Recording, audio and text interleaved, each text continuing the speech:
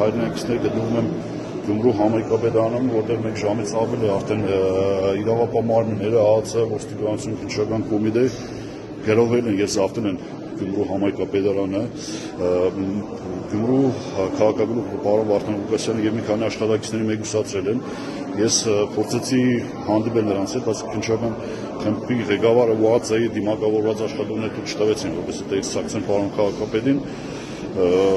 Նորից ականատես ենք իրավական բեսպրեդելի ռեժիմը, ապազգային ռեժիմը ցանկացած գնով փորձում է մեկուսացնել այն քաղաքական գործիչներին, համայնքների ղեկավարներին, ովքեր որ դեմ են այս ռեժիմին եւ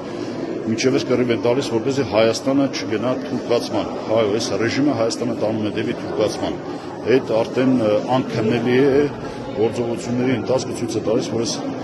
Նիկոլ Փաշինյանը իր ռեժիմով ամեն ինչ անելու է, որպեսզի Հայաստանը հանձնի Թուրքիայի կառավարմանը։